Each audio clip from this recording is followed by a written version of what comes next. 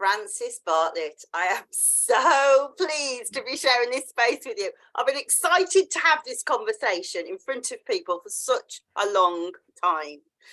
Because you and me have been having strange little bee spirit conversations for months, haven't we?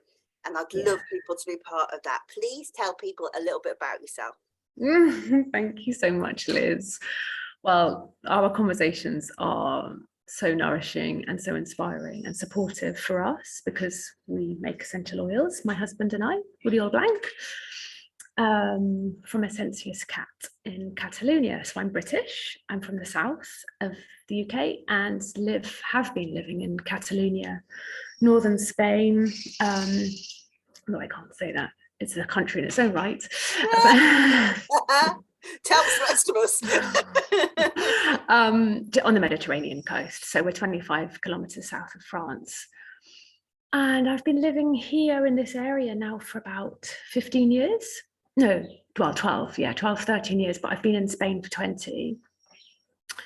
And I'm a musician.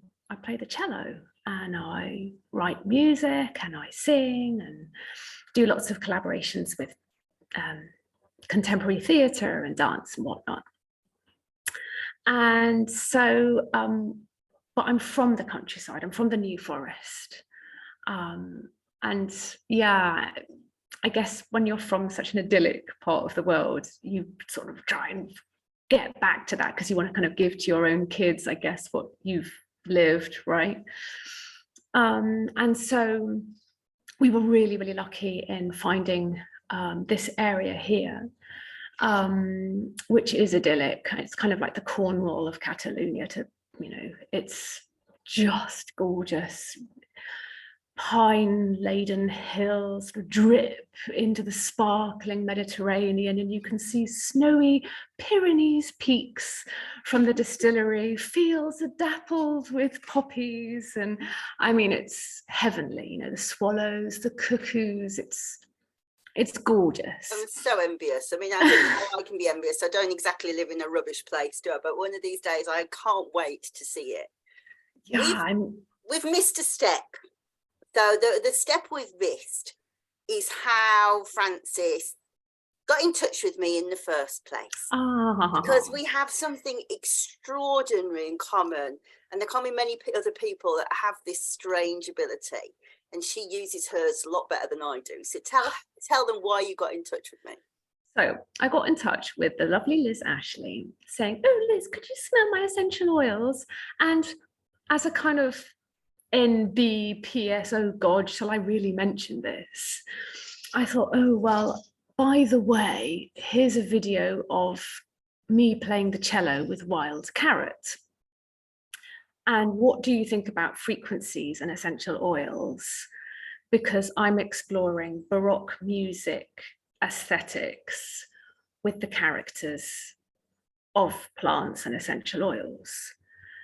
And lovely Liz wrote back saying, well, you can pass me some essential oils if you want, but I'm really interested in what you're going on about regarding the music. Because Frances is like me, she also hears the plants as music. I hear plants as music, actually. I hear the essential oils, which is very odd that there's that distinction.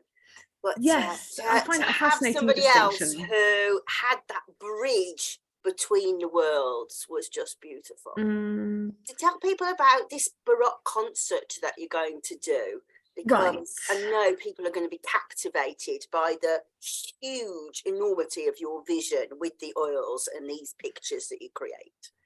Well, so I realized that I was connecting the Baroque music theory, which is a whole bunch of aesthetics.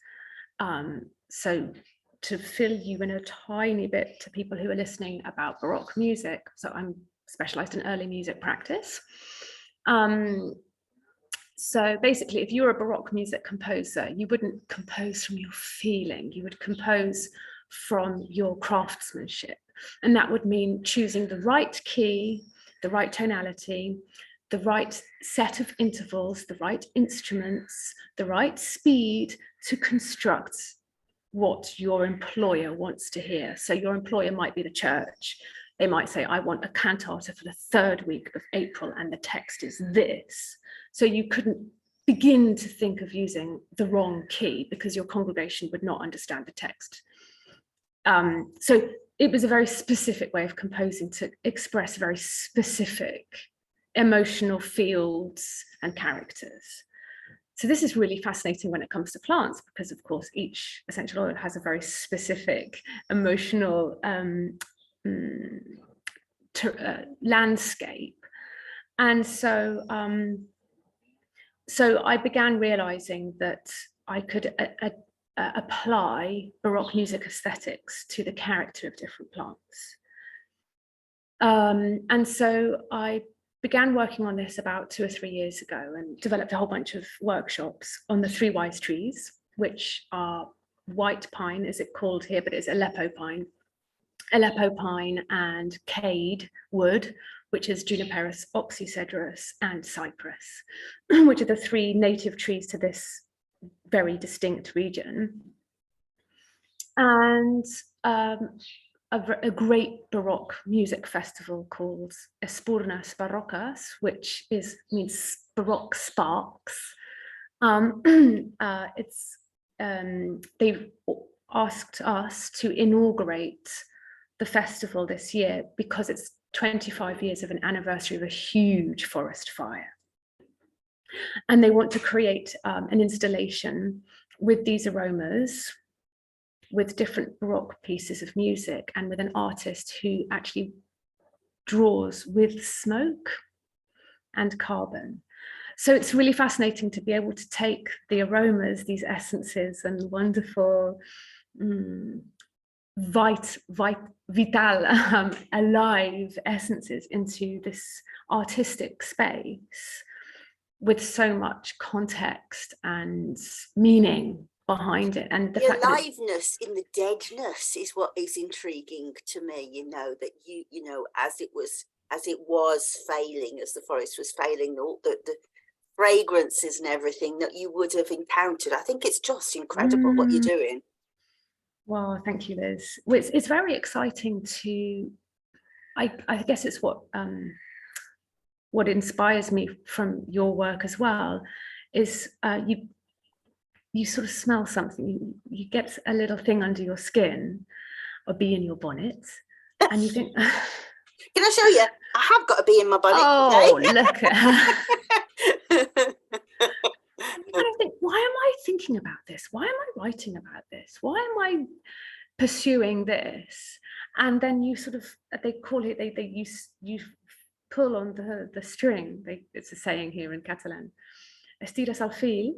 You pull on the string, and then you realize how all of those little things come connected.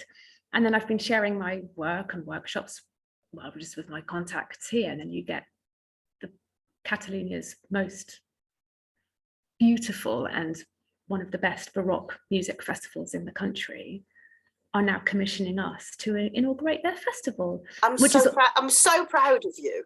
I really am so proud of you. It's just a vision made manifest, and I just think it's incredible, Frances. Thank you. Well, and also it's lovely because there's a lot of talk about regeneration, and of course our landscape is everywhere is in dire straits. I mean, there's a drought now in Catalonia, and there's talk about in June Barcelona will have its water cut off, or rather will only have its water put on for 2 hours a day, or 2 hours in the morning, 2 hours in the evening. This is Barcelona, June 2023. There's not going to be enough water in the reservoirs now to put out fires. We can only put out fires from water from the sea. The forests are so badly maintained, especially across, there's just swathes and swathes and swathes of pine forest. Just hectares and hectares, and the country is just overrun by pine forests which haven't been looked after properly. And its natural way of rejuvenating itself is through burning, of course. And so, yeah, the panorama for this summer is it makes you, breathe in deeply, and everyone's crossing our fingers over here.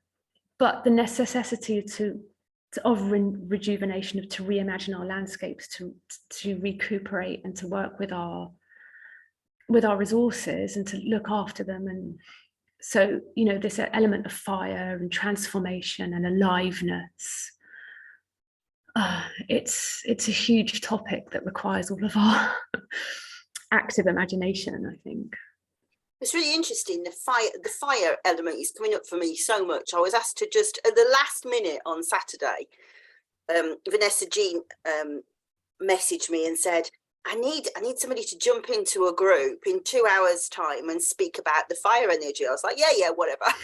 Why did I do that to myself? We had the most fantastic time with orange oil, like manifesting and stuff. But also in the mastery and mystery workshop, we're talking about eucalyptus, which of course is tremendously fire and renewal stuff. So yeah, it's been something that's been I've been really thinking about, but also this axis of fire, water. And so I'm interested about what you say about that you're not allowed to use the water to put the fires out. How does that impact on a business like yours? I can see the still behind you. That must take so much water.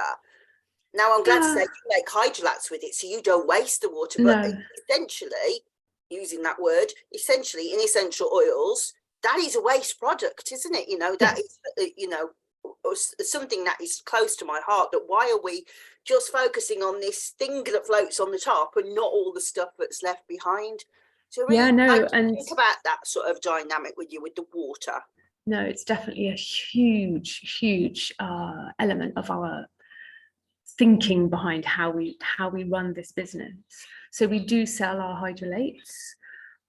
We've got really great sellers right now, like Artemisia, Inula graveolens, red pine, or Scots pine, which are being bought up by a lot of shops and aromatherapy companies and practitioners. And then, you know, other things like laurel and, you know, more sort of common ones. And on an energetic level as well, apart from, you know, the antiviral and there's the energetics of the hydrolates is really interesting and fascinating. So that's a branch of our business that we're really investing in and promoting. And then, of course, there's the recycling of the water. So we've got closed water circuits. So anything that Uriel he pumps the hot water from the serpentine back into the boiler to try and reduce you know, that wastage, and also the heat of the water. So you're not heating it from zero again, you're heating it from the serpentine, which is, oh no, sorry, that's the still, that's the alembic. The serpentine is, I can't get my fingers right with the mirror of the... Everything will go wrong, it's to the side. So that's one of the ways we recycle. Obviously for watering our medicinal garden, there's that.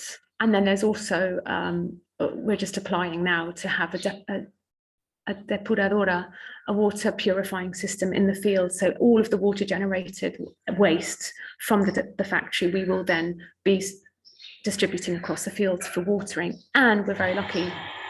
Oh, someone's put the tap on now.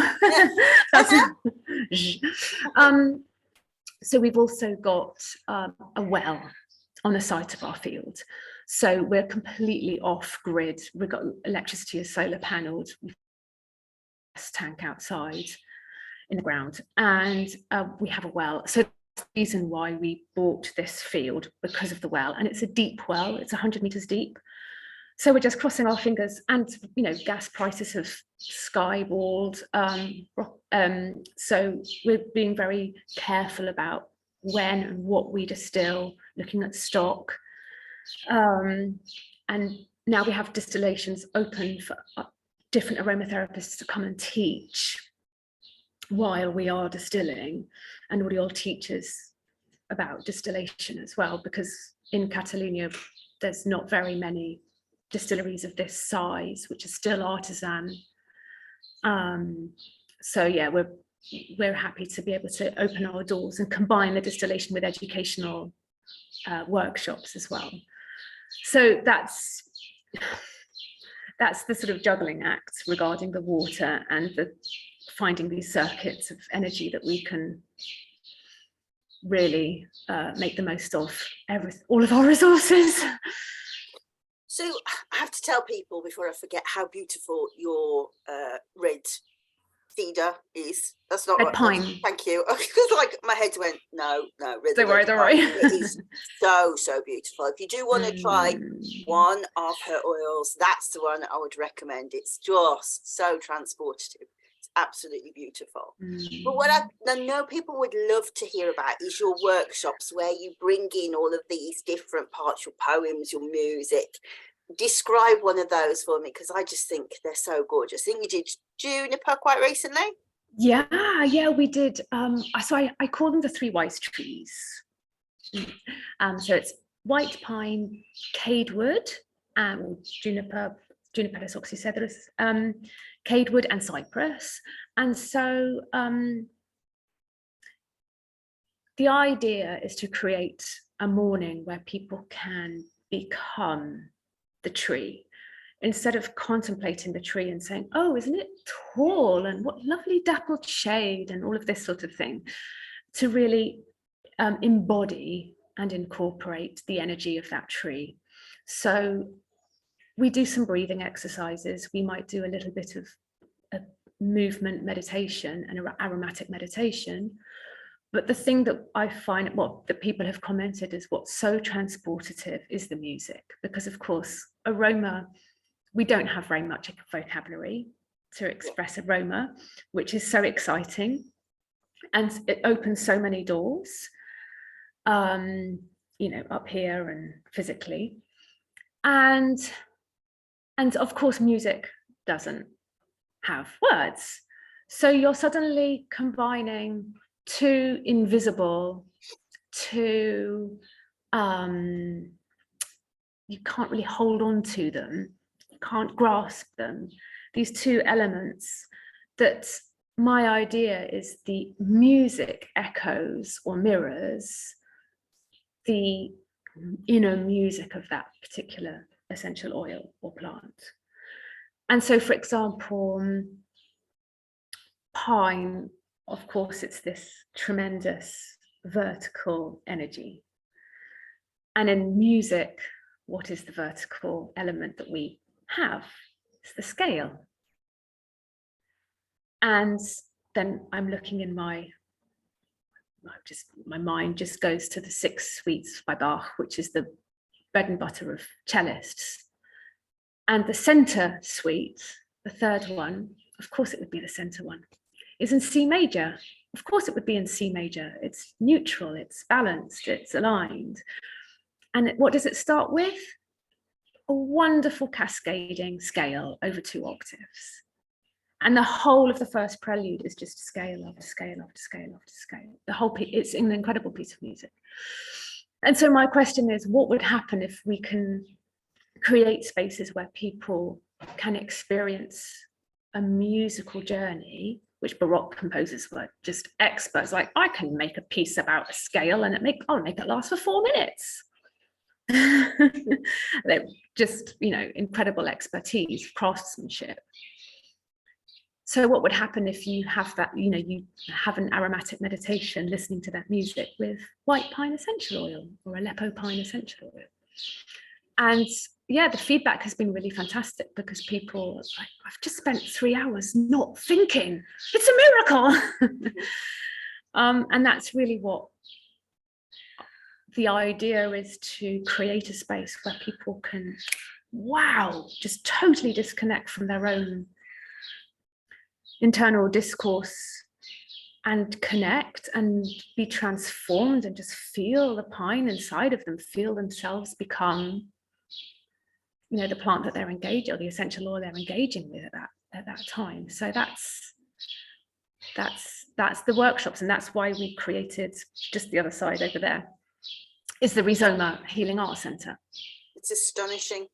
And it's really tapping into, I've not really been talking that much about the work I'm doing with Myrrh, for the Myrrh book, but it is really profound. So the goddess that is really coming through is Hathor, who was, said at Gendros, the mistress of Myrrh. And of course she is festivals and music and all these beautiful things. And she's really saying to me, you've got to build a community where people understand the sensorium. the cross section between all of the different senses. You can look all you like at a historical document about a festival, but what happened was within the sensorium. And I just, part of the drive to build this community on the Walking Page is these people who understand this, you know, the magicalness of fragrance, of scent, of course, essential oils, but incenses, plants, you know, all of that. And I did a lovely talk with Israel. I don't know if you've seen it yet, but I will send it to you in case. But she talks about the in-between space.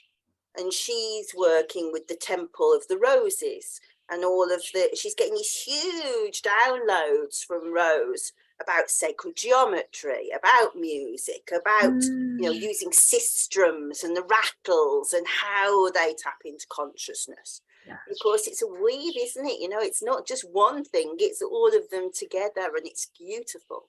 It is really, really joyous, actually. And I think for me, what I must confess, lie, you know, here, I'm a newbie. I've only been working with essential oils really for the last sort of, well, we've had the company now for 7 years, so I'm not like somebody like yourself who's and yet your knowledge is profound. I will stop this well, thank you. Okay, yes. You are wondrously wise about plants. Well, thank you. That's lovely. But what's hitting me like wave upon wave is the generosity of plants. And they're just like, whoa, someone else has come here to, you know, like, oh, you can do yoga. Oh, well, let's do aroma yoga. Oh, yes, yes, yes. Oh, you want to talk about a book? Oh, can I come? Can I come? Yeah. And that's what we're doing here, is creating these crossover spaces. I mean, there's a huge amount in art. It's what do they call it? Like I was going to say transgenic. It's not transgenic. Crossover art forms, or, you know, I mean, I've been working with multidisciplinary, that's the thing. So it's like object theatre and sculpture and poetry. I mean, that's been happening in the art world for, you know, for the last couple of decades, right? And so to bring the plant kingdom here is epic, because you've got another consciousness inspiring this work, bringing the connections, you know, it's the plants bringing the connections in as well, and that they're really alive here. And yeah, I mean, it is kind of endless, and it's this joyful celebration of what life could be like, rather than, oh dear, it's, you know, the sort of mundaneness and, oh God. I better sniff that oil. I better. No, I just so it's experimentary. It's about experiencing. Yeah. That's the point. When you talk about the joy, though, it's just the antithesis of that. Do you remember when you did some of the oils and I said, I love that, but I can't take the lid off Cyprus? Do you remember? Yeah. So I know that. So to fill in the gaps, obviously, I've said in lots of videos now, the Melisai were bee priestesses, but they work with snake and spider, and I already know a lot about Cyprus, so I know that if I go there, that's where the snake is. That's the snake. That's the Asclepius. And funnily enough, I talked about it on the Palmarosa video this week. You know, the dreaming sanctuaries and stuff. And I was like, not taking that top off. I'm sure it's lovely, but I'm not going to smell it. And I sat it on the shelf, and it was like going, you know, like chocolates go, eat me. It was going, what, you know you want to, you know you want to, you know. I was like, God damn it. God damn it, Francis, I knew this was going to happen. And it's going, right, I'm ready, let's bring the serpent up. I'm like, no, I'm going to finish this for this book. Don't do that. But yeah, it was such a portal, and I knew it was going to be. As soon as it turned up, they are so alive, your oils. Yeah, no, they're fun. They're really fun. Well, yeah, bless Uriol. I mean, with that Cyprus we distilled over 3 days. So instead of, I think they, you know, most commonly it's distilled, I think, for about 4 to 6 hours. And then, yeah, on the first day, like I've got it under here. Well, no, I won't. What we collected in, it looked like an enormous bottle of Chardonnay. And then the third day, it was like really rusty, exciting coloured goblet and then of course you mix them all up together. And so yeah, it's quite a tremendous cypress oil we have. Yes, it's lovely. It is lovely.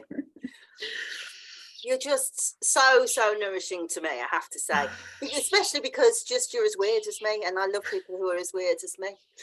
So is there anything else that you would like to say about your business, or about where you would like to see aromatherapy go, or anything else, like on the dream? Talk to us about the dream. Goodness gracious me. Well, you've just been very question. You've been very kind, Liz. You've opened up all the doors to share about how we are distilling, and we've made Rizoma a healing arts centre. So the dream is to reach to as many people here in Catalonia and the Iberian Peninsula with our work. But we are an international partnership. I'm English and Oriole's Catalan. So the dream is to invite other wise plant teachers and therapists and healers to come and share their wisdom and healing to groups here in Rizoma Healing Arts Centre. And our land, we have 2 hectares. And the first year we cultivated 1.5 hectares of catnip by hand, which was a steep learning curve. And now we've planted many trees and a medicinal garden and an aromatherapy, an aromatic garden. It's for use for visitors and schools. And the dream is to plant more plantations and a food forest on our land. And that's the cusp of the dream that we're on right now. So yeah, I guess the dream is to really be in harmony and to work at the speed and at the organic nature that the plants have here. It's not to sort of there's just the two of us working. So yeah, the dream would be to have a couple more people involved with the business to help out, but step by step we move very step by step as a company, because we can't do it any other way. We'd be overwhelmed. So yeah, I guess that's the how can we support you in that? From this video, what help can we give you? You can buy our essential oils and hidrolates. Excellent plan. So I need you need to give me links and stuff so that people can engage with you. Thank you. Where are you best found on socials? Instagram. We're on EssènciesCat. That is ESSENCIES cat. EssènciesCat on Instagram, and our webpage is EssènciesCat.cat, because cat is the short. Catalonia. Lots of it's the Catalonia. EssènciesCat.cat is our webpage, and you can buy. We've got an online shop which you can buy, and yeah, follow our activities, because our activities, some of which are in Spanish, Catalan, and English. Now we've got an American meditation teacher giving 2 meditation workshops with us the end of May and June, and she also works for Jin Shin Jitsu. I'll say it slowly. Jin Shin Jitsu, which works with harmonizing the body and different flows, lung flow, different organ flow energies, and though each organ flow energy is connected with a different note. So this is also really interesting, bringing in the sounds and the let's say sound and vibration rather than frequency, combining that with our body and the essential oils is part of this experiment, and through a meditation context, so our sensitivity is really alive and awakened. So yes, some of our activities are in English, and yeah, you can come for a weekend break and experience our activities. Oh, it would be so lovely.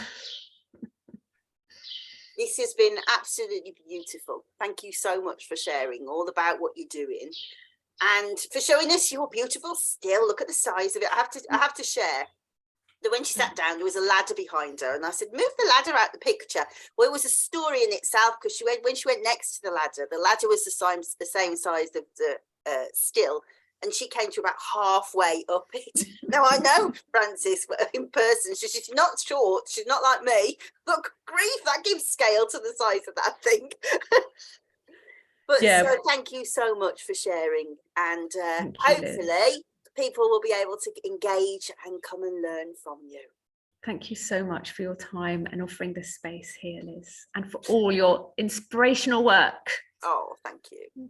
Say bye, but don't disappear. Okay. Bye, everybody. Bye. Thank you.